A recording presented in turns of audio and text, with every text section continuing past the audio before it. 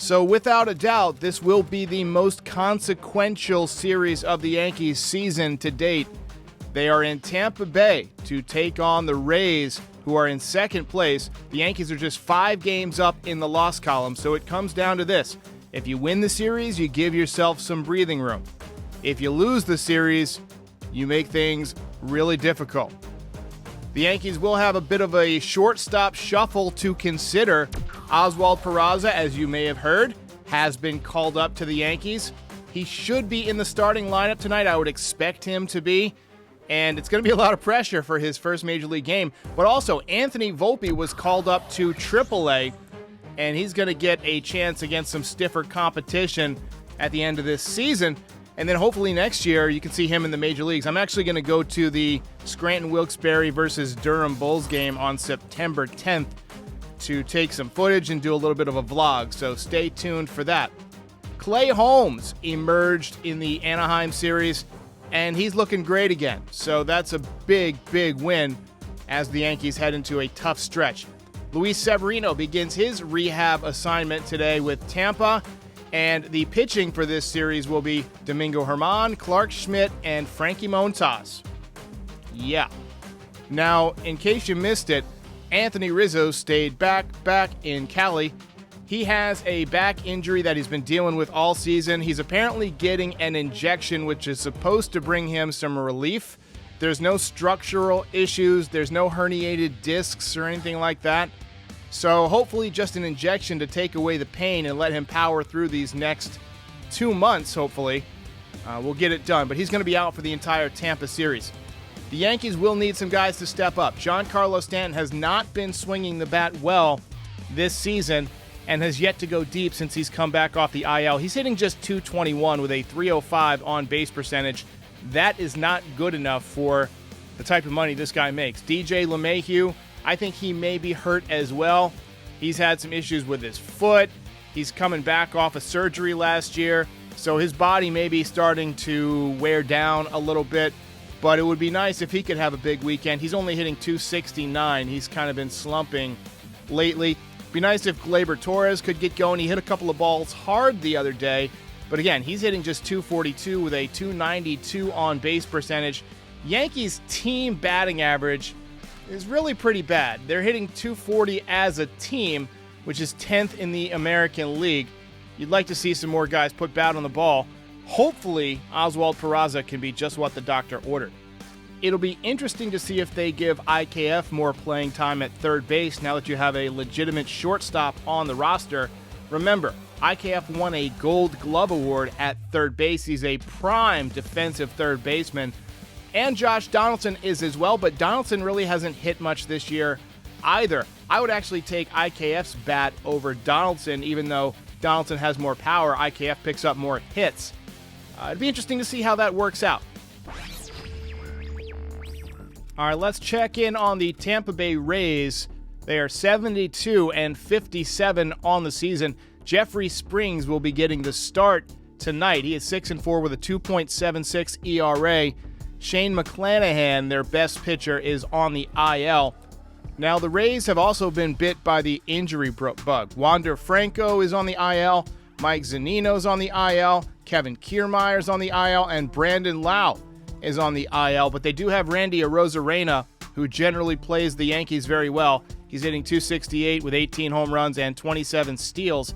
And Harold Ramirez has been very dangerous. He's their primary DH, 27 years old, hitting .331 in 92 games and 327 plate appearances, 100 hits, 5 home runs, and an .814 OPS. So he is dangerous.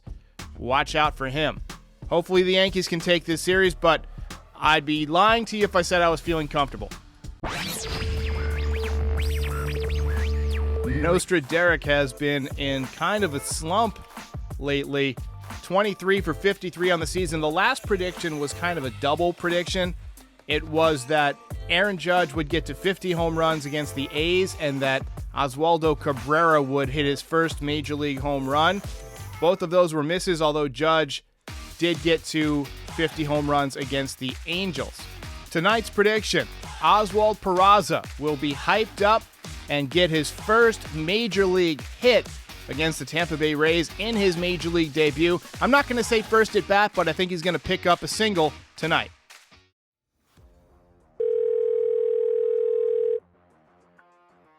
Hi, this is PW from Connecticut.